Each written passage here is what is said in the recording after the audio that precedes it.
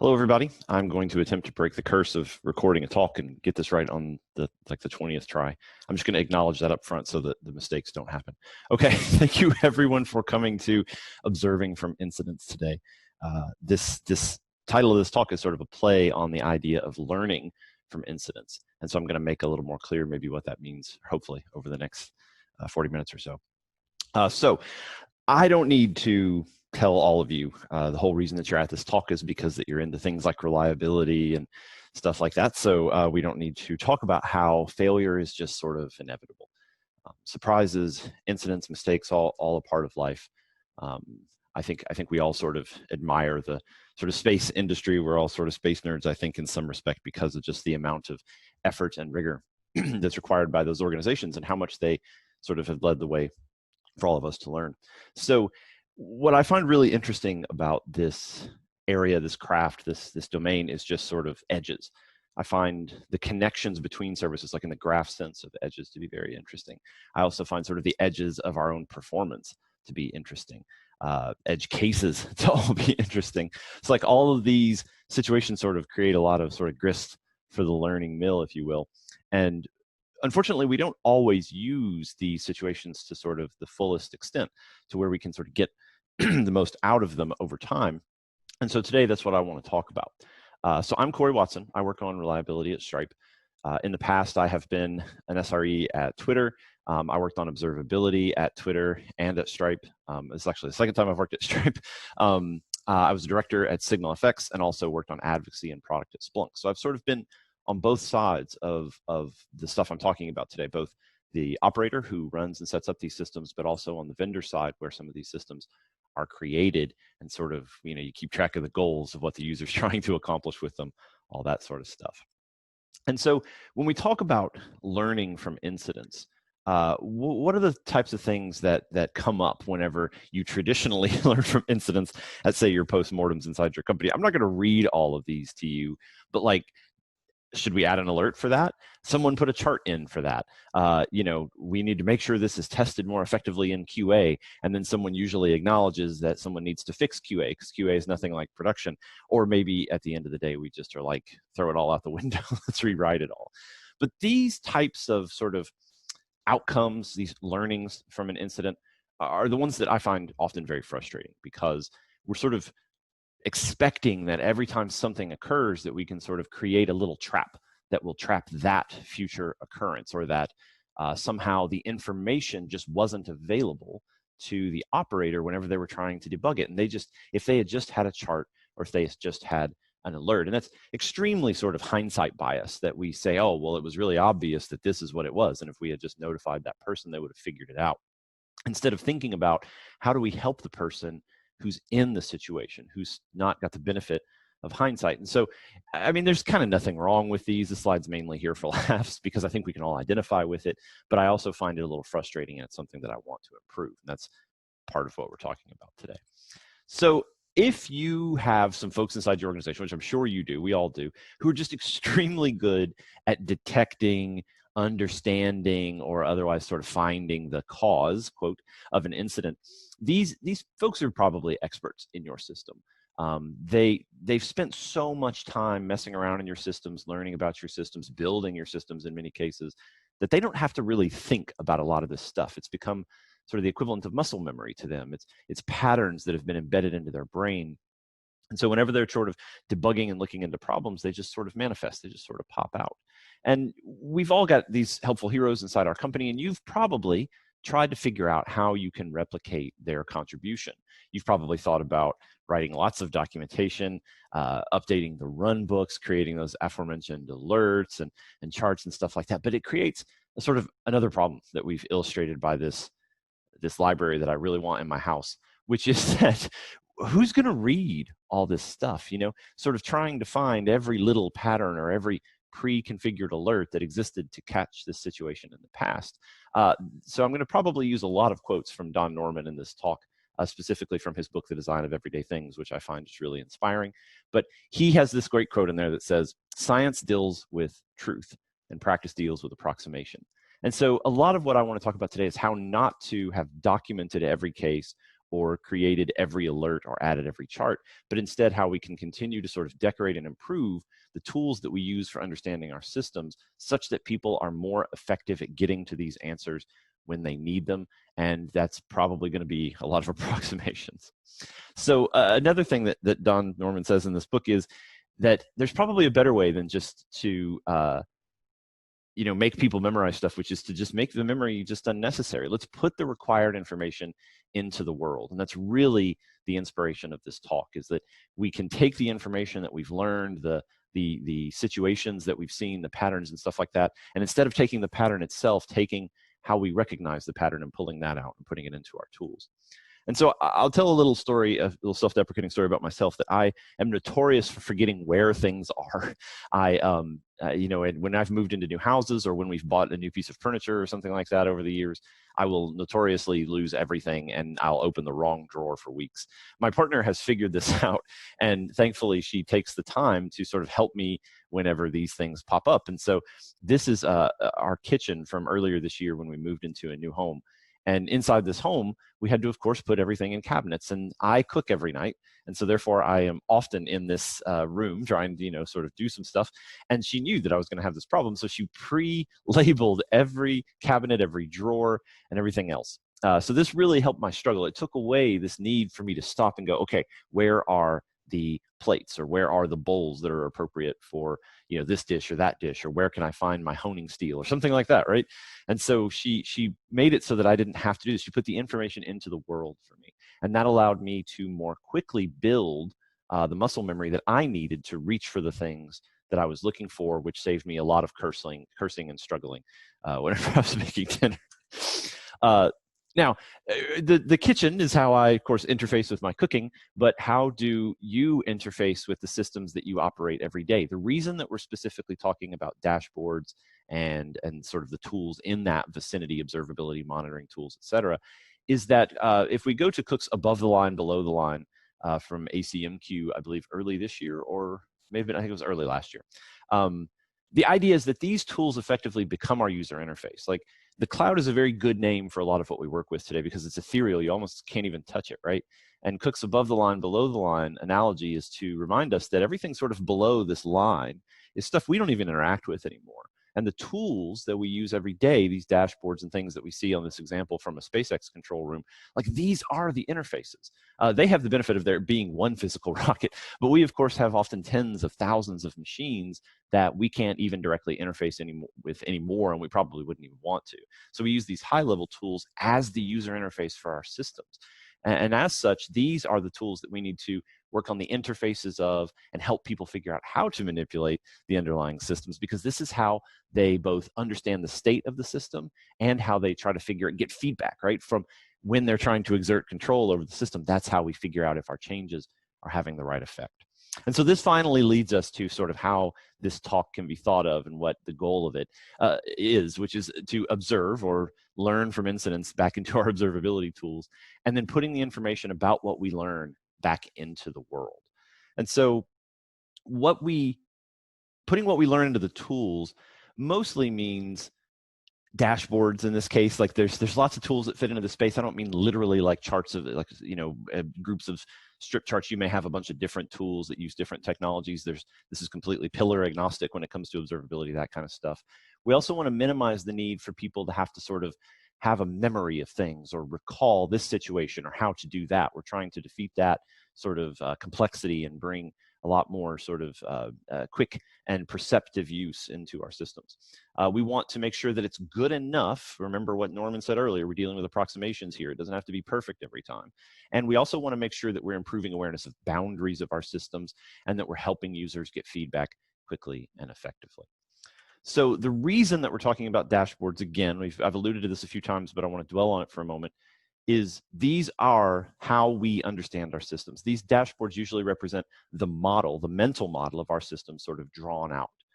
We physically, at many companies, back when we still had this, but we still do it now, I assume, via Zoom, when you join, someone stands up at a whiteboard or at a virtual whiteboard and sort of sketches out the system.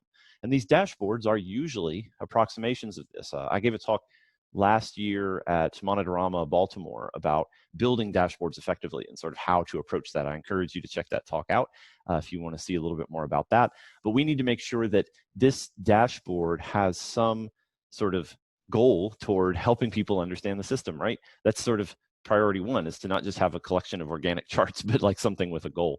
And they should be able to, when looking at this dashboard, see the state of the system, see the changes that we make to the system, and how that output sort of works. Like if I make some commands run over here, or if I click a feature flag or whatever, am I quickly able to see that in the user interface? And we're going to talk a lot more about that. So here are some things we're going to be looking for today. When I'm dealing with an incident, and I'm trying to learn from it, what am I looking for? Like we can all say, okay, well, we need to add an alert or something like that. Like all those examples I gave earlier are still reasonably valid, but we want to make sure that we are gaining sort of knowledge from this and improving the situation for our future system spelunkers, as they were. And so here's the type of stuff we're looking for. I'm not going to read every one of these to you, but we're looking for things like people being surprised, people expressing confusion. We're looking for frustration in the moment. We're looking for staleness, or just basically just about any gripe that anyone has about the system. We're going a little deeper. We want to understand what the situation was, what the context was for the user at the time that they were debugging. Pretty much all of the examples that we're going to be using today are going to be going out of Slack. We're going to be looking back at the incidents, the record. Maybe if you record your incidents in like a voice loop or something like that, you may have a recording to look at, but we're going to be focused today on looking at this stuff in Slack. So we need to pay attention to the questions that people are asking. That's basically the pattern we're going to be using to track all this down today. I want to give a big shout out to my friends at Jelly, who helped me put together some of the examples that you're going to be seeing here today. Jelly is an incident analysis tool for examining the conversation about the incident and what happened, and gleaning information from that. You can see here that we've labeled the examples being Statler and Waldorf from the Muppets, but we're sort of labeling and capturing what people are doing after or afterward. Sorry, they were doing it in the incident, but we're looking at it afterward. But we need to sort of capture all these sentiments and figure out what was happening to the user, what was their context, what were they feeling, what were they seeing, what confused them, all that sort of stuff. So we're going to be using basically the chat transcripts, and a bunch of the examples you're going to see, at least in the first handful of slides, are going to be contributions from my friends at Jelly, who helped me articulate some of this stuff in a way better way than what you see at the tail end of this talk, which is me just saying things to the Slack bot and using them as illustrative examples. But the basic premise of how you can reproduce some of this, again, just big shout out to my friends at Jelly who helped me with this. I didn't want to write an entire talk about how to learn from incidents. Please seek the literature to learn more about that.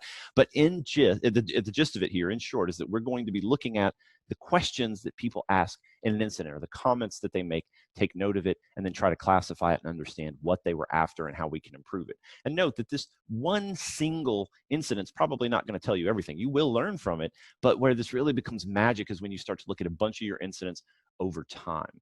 And so thanks to my friends there for helping me out with this. So we've got some examples over here on the right. This is the form you're going to see on a bunch of the slides coming up. All right, so without further ado, we're going to spend the rest of this talk talking about examples of places where people said something or did something, and how we can improve the tools so that in the future, if these situations recur, we get people a little closer to the answer. Remember, approximations. It's not about showing them exactly the answer. These tools are like teammates. They sort of help guide us toward the answer. And when they're working well, then hopefully we get to the answer a little bit quicker. All right, so when we're trying to improve a dashboard, how do we conduct the state to the person? How do we help them understand the entire system? Well, the dashboard helps with a bunch of that. But what if I want to act on that information that I've been given?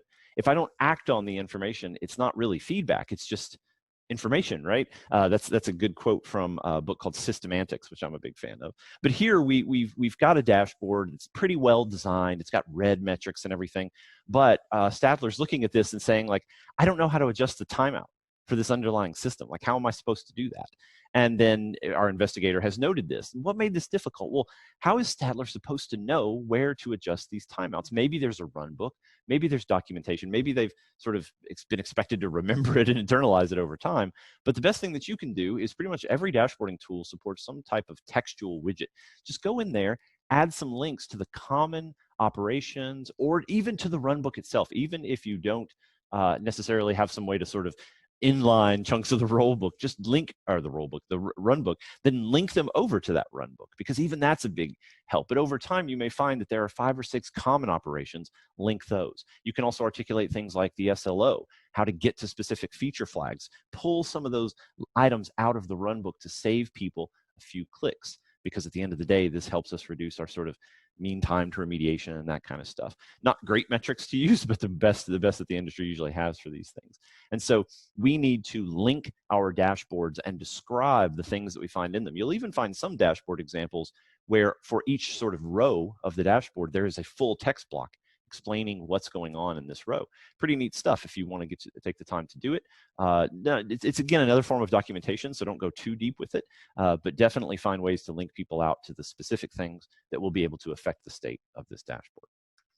Next, we can declutter. This is not a great example because it turns out there's a whole lot of sort of decluttering already here. There's only about 9 charts, but it's not uncommon for all of us to have huge swaths of charts because we kept adding a chart for every failure we saw. And so here's Statler's complaining to Waldorf, like, why is there so much crap in this dashboard? What is it that I'm trying to find something, but I can't? And so decluttering is a great way to do that. How do we sort of bring less information in front of the user to confuse them less? Because, you know, the more information we show people, they can get sort of target fixation. I forget the names of some of these phenomenons, but people can get sort of narrowed down to specific things. If we show them 1,000 different errors, they'll forget that part of the job here isn't to be shown the exact answer, but to be shown a generalization and then to do a little bit of debugging and digging. That's how we become more resilient to failure in the future, because we know how to debug the system instead of only how to be spoon-fed a handful of previous failure modes that we've seen. So decluttering, everybody likes to sort of, I don't know, Marie Kondo and spark joy for every chart. Anything that you can do to clean those up is great. What are the goals of this dashboard? What are people trying to see? Can we sort of, you know, get rid of some stuff or move stuff to other places? And so to that point, let's talk a little bit about combining. On the left-hand side, we've got an instantaneous value, but also we've got a sort of spark line in here to show what the history of this metric was over time. And again, Statler's complaining down here at the bottom, at least not at Waldorf this time. But we've also on the right combined 2 charts. So this is CPU and memory consumption combined into the same chart on 2 different axes, and a little bit of help at the bottom to help you understand these axes. Now, combining is a really powerful strategy, but you need to be kind of careful with it. It turns out that you can do too much. Just like most knowledge, understanding of how to read sort of complex visualizations is not well distributed across your organization. There's probably some people who are very good at this, some less so. So make sure that you understand your user here, that they know how to read these charts, that it's clear to them, and that you're not going a little too far with your combinations, but it is a way to sort of declutter and increase the information density of the dashboards such that people can hopefully get to the solution a little quicker. You also may need to do the opposite, which is to divide them up. Many dashboarding tools have some way to either create sort of separate panels that are collapsed by default. Maybe they lazy load, like this example in Grafana. But one common thing I've seen in lots of dashboards is because of all the charts people have put in, this again comes from my vendor experience, people comment that this dashboard takes so long to load. Well, of course it does. You're running thousands of queries on this dashboard. We need to clean it up. We need to reduce it. And in this case, the comment at the bottom even notes like, but how fast does this dashboard need to be? That's kind of an important question.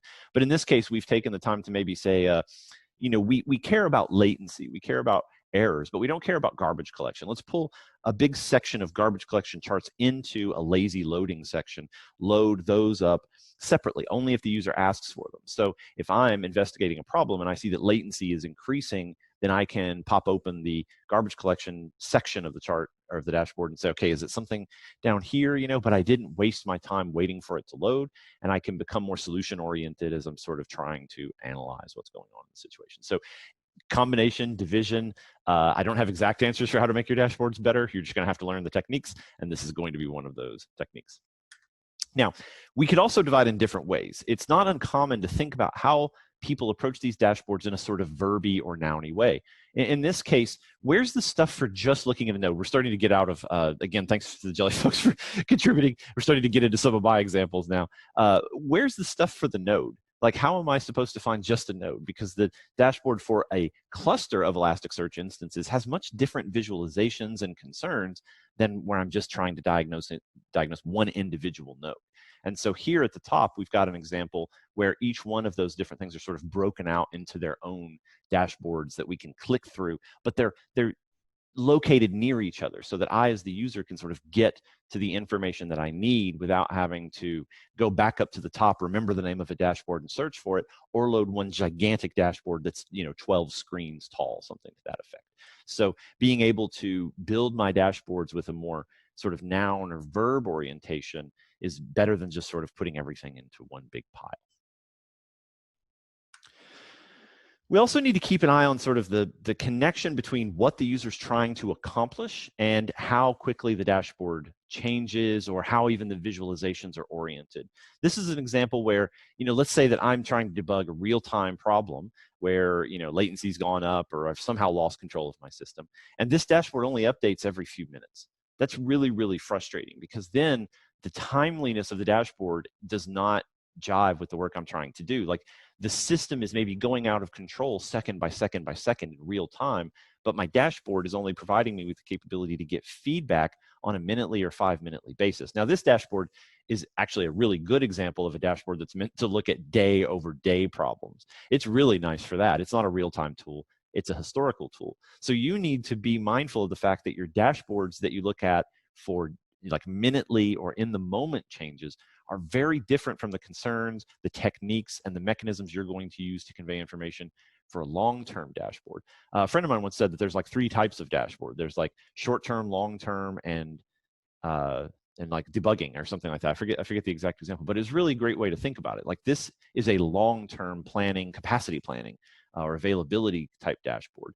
And we need to make sure that we are aligning these. This more commonly means that you need to build a separate long-term dashboard. I often find in my experience that customers were using short-term dashboards to look at long-term situations. Those visualizations probably don't work. These are much better for those types of scenarios. So be mindful of the fact that your problem probably encourages a certain type of dashboard, and you may not be right when you use it for, say, a short-term or a long-term situation. Please, if you take nothing else from this talk today, if there's only one thing that you go do in your organization, please, for the love of deity, put units on your dashboards. It takes very little time to go through and fix them up. You will definitely appreciate it. It will always help you. But I can't tell you how many times I have looked at people's dashboards, both internally when I work at a place or if I'm checking them out as a vendor or as a subject matter expert, that they just don't have units on times or on bytes or something like that, right? Please put those in. It makes a huge difference. Like when I'm looking at this chart about latency, I don't know what 5K is. Is it milliseconds? Is it nanoseconds? Is it seconds? Is it, decades? I have no idea. But please take the time to go through your dashboards and put this in. It makes such a big difference for people's ability to understand and perceive what the dashboard is about. It puts it on the sidebar and it helps people not have to do math. They don't have to mouse over stuff. Really, really important ergonomic stuff. Now, a lot of the things that I've been talking about thus far are sort of just like information, cleanliness, hygiene, trying to sort of declutter or combine or break up or even combine different pieces of information so that people can get a quicker understanding of state. But that's not necessarily the biggest benefit that I see when people are redesigning and improving dashboards. This is a quote from Jens Rasmussen's Risk Management and Dynamics Society, specifically that the focus of helping people control their behavior, like how do we help people understand how to do a good job controlling their systems?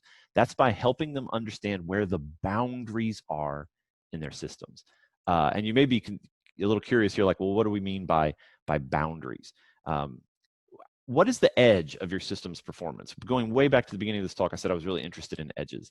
So sort of where is the edge of safety, of performance, of resilience, of security in your systems? Humans often don't have, this paper goes into great depth on this, a really good way of understanding that. I understand like when I'm working too hard or when something costs too much, but it's very difficult to know when you're getting close to the edges of performance or of safety. Specifically, because many of our systems are very brittle, right? They sort of like work really well right up until they don't, and then they suddenly fall off. So we want to try to help people avoid hitting that edge by communicating to them where the edge is. So one way that we can sort of help this is to co-locate signals.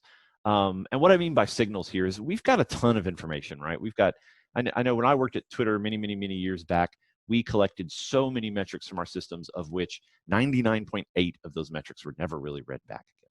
And so we need to try to figure out how to take the signalful things that we know. Let's say that we've had a bunch of incidents and we've created a bunch of alerts, and we don't want to like page everybody on all of them, but we could take that alerting information and tie it into all of the charts and visualizations that we see. So here's a few examples in some different products. On the left, we can see that, well, here's where this alarm maybe went good and then where it went bad. They're annotated in the chart. In the version on the right, we can see that those are also overlaid, usually with little triangles that are listed in there, but also the border of the chart is changed. In fact, in the one on the left, the little heart in the upper left-hand side is broken. In a good situation, it would be both a different color and a different shape. And so we've been able to highlight that this chart is representing something to us that's not correct. And in fact, most alerts, if you think about it, are just charts that you care about, right? They're a chart that you don't want to have to stare at all the time. And so if we take the time to say, not only this chart exists and is here and you can read it, but we will predetermine for you that this chart seems to represent something incorrect, because there's a an alert that's behind it where we've detected that situation. And so on the left and the right, they are linked to some sort of alert on the back end that we can go and click into. You can see that on the right, the menu bar is open, but on the left, we also have a strong example of the visualization.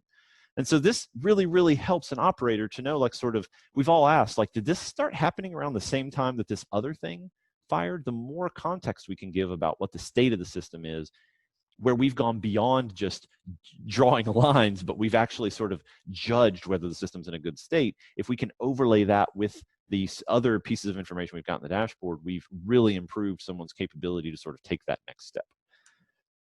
Furthermore, even if we're not currently highlighting it as like broken because we've detected a failure or something like that, we can communicate what the general goals of the system are. One of the most important ways that you can do this is by helping people understand what the expected state is. This is very common in sort of SLO error budget type systems. We need to communicate what good is. Like, what is the edge of acceptable? In this case, we're looking at some sort of success rate. And this success rate has a target value, as we can see sort of in the center bottom right above my Slack message, is that we were expecting to have better than 99.9% success rate. And so this chart is double good, right? On the one hand, it's showing us what the current state is. It's showing us what the value's been over time, but it's also showing us what acceptable is. As we trend closer and closer to that acceptable value, we know to increase how much sort of investment we're putting into understanding this problem or debugging it or figuring it out, whatever. Because now we understand the bounds of the system, and we can do this in many ways. We can do this with upper bounds, lower bounds, sort of like goal-based stuff, which I'm going to talk about here in just a moment. But basically, if I want to know when to be worried, this is an incredibly good way to point it out to me. Also, how worried should I be is another important bit of this, right? Like we need to understand where the bounds of the system are so that we know sort of how hard to pump the brakes or how hard to twist the steering wheel, if this analogy were some sort of like car thing. But we can also give a lot of other context, not just about sort of what our expectations of the system are, but also what the system's normal behavior has been. In this example, we're providing people with the context of what looks normal. And that's because we're just taking the previous day and we're going to play it over the current day. And now we have a bit of understanding. Now we need to be aware of seasonality. Like if I'm on a Monday and the day I'm looking at was a Sunday, we've got something here, but you can also smooth this out over multiple days. Maybe it's a multi-day average, something to that effect. Or maybe you've got a seasonally aware system that knows how to draw what a Monday looks like. I've also seen some systems that draw this as an error bound, right? Like an area filled in behind. And so the idea here is if you can give people this awareness of what the system normally looks like, then they know whether or not to be concerned. In this example, we've taken the time to sort of mark with watermarks, like what's concerning. Above this would be concerning for, I believe this is a load shedding chart. And so we know that going above that line is concerning, and we know that going above the top line is an SLA violation because it says so here, but we know that it's not too crazy because we have seen similar spikes yesterday. Was it as much? No, but now we know that the magnitude has increased. So maybe now we've got this hint to go back and say, let's look at 3 days or 4 days of data to try to understand, is this getting worse? Is this just a spike for a Monday? Something to that effect. We now know what normal is, and we don't have to have that mental model or that past experience. We've pre-educated our user in a way that maybe they don't even notice because it's so simple. Automation is one of my favorite things to talk about in this space because I think that it's vastly underutilized. So if the second thing that you get out of this talk, other than adding units, please, the second thing I'd love you to get is, how can we make automation a better teammate to us? How can it communicate to us what its goals are, what it's doing, what it's up to? Because as my message below this sometimes hints, or hints to, because this happens quite often, why does this value keep changing underneath me? It turns out sometimes we can be fighting with our automation. And so here I've created a visualization, just a normal chart, and I've overlaid some stuff on top of it that I really wish I knew about my automation. Let's say that, as this example is probably some sort of it's load shedding again. So let's say that in this example on the left-hand side, the automation is helping the system out by doing some load shedding. We've had some spikes, but generally speaking, we're in a good, steady state. Everything's fine. Here's what my goal is. Maybe my goal for the system is to keep load shedding at or near this amount. This might be better with something that the load shedding is supposed to help, like latency or something like that. So then when latency gets bad, I'm going to start load shedding. And then we see the automation needs to change its behavior. Like the automation has gone from everything's fine to something is messed up and I'm having to help. So in here, we may see, okay, I'm adjusting my goals, changing some things, taking some action. And then at the bottom, we see some little triangles where I may be marking on the chart that I'm trying to mitigate, like pew, pew, I'm shooting down queries that are coming in. And then in the end, I'm like, I'm struggling here. Like I keep making these changes to try to improve the state of the system, but my mitigations just are not working. I'm giving them all she's got, Captain, that sort of thing from Star Trek. And so I almost said Star Wars, which would have been really embarrassing. I know the difference. Anyway, so toward the end of this cycle, though, I help me human, I have a sad. We've all, I think, at this point heard of Bainbridge's sort of the irony of automation. We need this background to help a person when they respond, when they come in and say, oh man, load shedding's gone nuts here, what happened?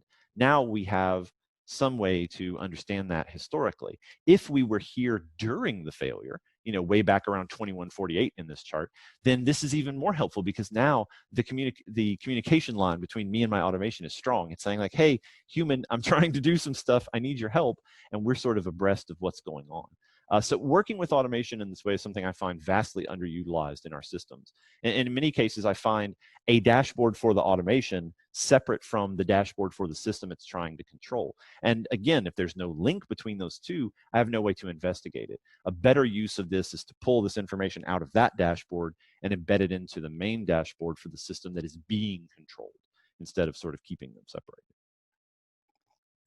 It's also important, there's a concept called ecological interface design, that at any given point, we need to be able to go analytic on this. We need to be able to dive into sort of what makes the chart and see every individual line item and say, okay, well, I need to like dig a little deeper. The query isn't quite what I want. I need to make a few changes here or a few changes there. And so being able to go from this commonly perceptive interface that we've been dealing with up to this point into something that's very analytic can save us a lot of effort, or sort of give those people who know how to deep dive into the system that amount of control that they need to get to that clue that wasn't in the alerts or that wasn't in the dashboards, right? Back to our earlier thing about not overfitting, only working with approximations. But I also want to say that sometimes you need to stay perceptive. We need to think about higher sort of levels of perception in our systems. Like this is an example of a tracing tool that's trying to show us how different systems are connected.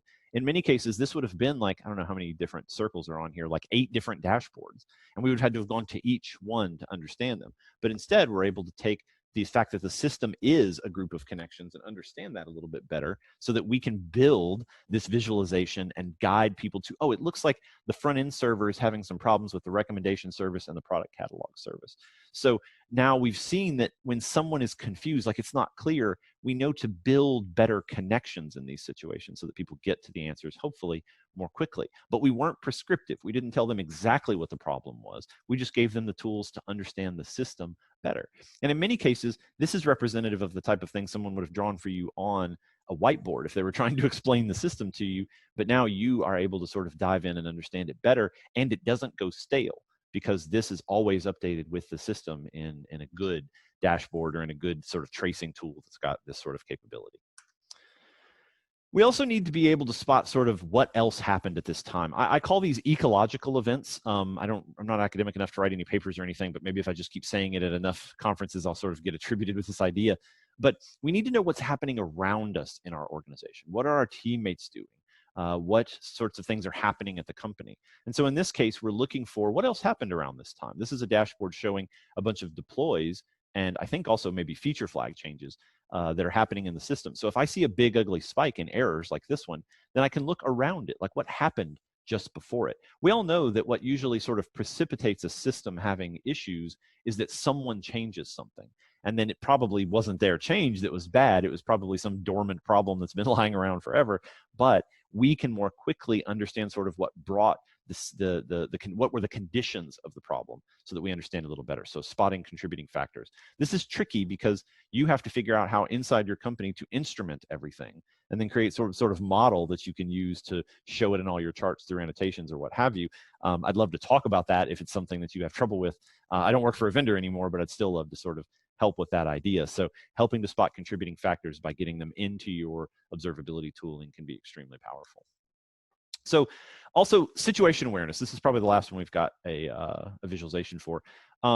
What's happening to that other service right now? Who got paged recently? Again, sort of ecological event shaped, but in many cases, like if you've sort of fired up the incident machinery in your organization, maybe you could just show all the incidents at the top of a page to everyone.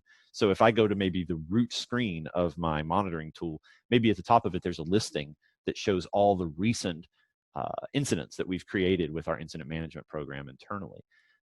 This one is sort of, again, when we spot these problems, back to the beginning, when we analyze people's incident transcripts, where were people expressing confusion, surprise, or questions? Each one of these questions could be an opportunity for us to not have to ask the question and instead provide that state up front. So helping with keeping situation awareness. Anytime you see someone say a loss of situation awareness, that's usually a synonym for human error, which we all know in the new view of safety to not be a good thing. So let's try to help people keep situation awareness. It is not their fault that they didn't have it. It's our fault for not communicating about it.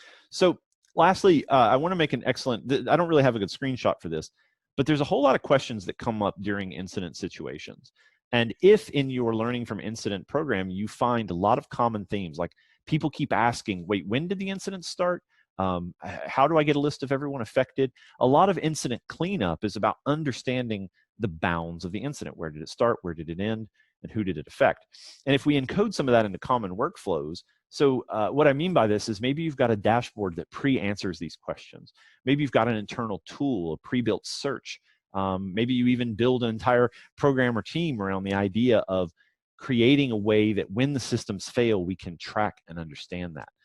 At Stripe, we have a thing called canonical log lines that mean we have like a very specific shape of what failure often looks like in our systems. And so we can build a dashboard that puts that together. So you can say like, hey, during this time to that time for this region with this certain product feature, how many errors did we see? And that allows us to pre-answer a lot of these questions. So think about that in your teams. We don't have to just make sort of system dashboards. We could also build workflow dashboards that encode a lot of these common techniques or situations so that people can hopefully benefit.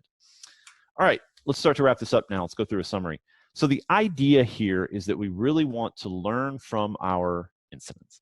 Or you know, these are opportunities. That joke is used so heavily in our industry, or especially in this group of people, that I don't feel like I'm really making a joke. I'm just saying it out loud. But every one of these are an opportunity. You don't have to take every single incident you've got and go back through the Slack logs for it, but definitely for the important ones, but also sort of a random sample. Also, I encourage you to not just look at this as incidents, but also take successes. Like, where was a deploy or a rollout or a change that was a near miss, maybe, or that was just an overwhelming success? What type of questions got asked that you could follow up on here?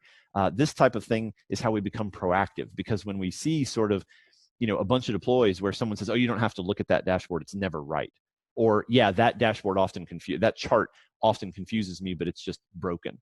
Like, any of those types of signals that we can create ahead of time, or that we can spot ahead of time, mean that we hopefully avert a future situation where either an incident occurs or an incident is exacerbated by the confusion that we get from it. So we don't just have to learn from failure, we can also learn from successes. So that's why I struck this out, not just because incidents are opportunities, but successes are opportunities too. Hopefully that's something we've all internalized from a lot of the resilience engineering science that's going on. Next, there's no neutral in your design. Something to keep in mind is that you may just think, oh, I'm just throwing together a dashboard or whatever. You are encoding a lot of your biases, a lot of this just sort of organic slap a chart into it, all that other sort of stuff. Like, it's very easy to sort of let a dashboard not be in a great state because we've sort of forgotten that we need to design them. And there's no such thing as neutral. We need to think about, what it's going to be used for, how it's going to be used, who's using it. We need to talk to them. And then as we're improving the dashboards, we need to share our work, show people that we're investing and that we're helping them. Also, I want to just flag that having worked at a vendor for a few years, yeah, your vendor's definitely going to be missing a few features here and there, but I can tell you that these problems are usually not product problems, they're process problems, and there's something at your organization. It would be great if they had certain features in many of our vendor tools, or if your on-prem tool or your in-house tool had some of these things, but you're probably not using the tool to the fullest extent today anyway, and so don't just blame the tool or wait for the vendor. You can also either push your vendor or use a lot of the features that they've got internally to meet these needs. So we also want to spot the signs ahead of time, right? So this is just a sort of wrap up of what we've got here. Dashboards are just a tool. They're there to get state, to hopefully see the effects of my state, but we also want to, or the effects of my changes, but we also want to make sure that we're helping people understand how to make changes to the system. That's one of the big focuses of this talk. But remember that these things are about helping to create and reinforce mental models. We're trying to avoid dead ends. We don't want them to get to a dashboard and have nowhere to go. We want to be able to move side to side. Like if I'm looking at, Kafka, I want to be able to shift to the thing that talks to Kafka, or the thing that either as a writer or a reader. I also want to be able to go analytic. Like if I'm looking at a graph of transactions, let me look at the raw transactions themselves. We're also trying to add the events that aid in awareness. What's happening? What's the alert state? We can also use alerts as an info channel. Like maybe alerts don't page anybody, they just show up in certain charts because we're sort of pre-digesting the signal and helping the end user. We want to encode bounds, limits, and norms because we want people to understand what the edges of the system look like and how to adjust their behavior because the system is trending really fast towards out of control. Or maybe this is completely normal for it to do this on a Tuesday, right? And then lastly, we want to improve automation by giving a way for automation to communicate with us about what it's doing, what decisions it's made, and what goals it's trying to accomplish. Now, finally, if you want to learn more about any of this, I've mentioned a few things, so I want to give credit to the authors. I want to shout out to Don Norman and the Design of Everyday Things, which I continue to find an inspiration almost every day. Above the Line, Below the Line by Dr. Richard Cook was mentioned here. A brief mention of Rasmussen's Risk Management in a Dynamic Society, and I also will plug Ecological Interface Design, which is a concept I found very helpful when thinking about how to build dashboards and tools like this. You can find a great Wikipedia article out there. But anyway, thank you so much for attending this talk today. Again, shout out to my friends at Jelly for helping me put a big chunk of this together at the beginning. If you want to talk to me about any of this, you can find me on Twitter at GFAT, G-P-H-A-T, or you can also email me at Cory@onemogin.com. That's onemogin, not onemogin. Onemogin being like a Southernism for do that one more time. Anyway, please feel free to contact me. Thank you so much for hanging out with me today, and I hope that you make your dashboards and all your other tools really effective at communicating state to folks. Thanks.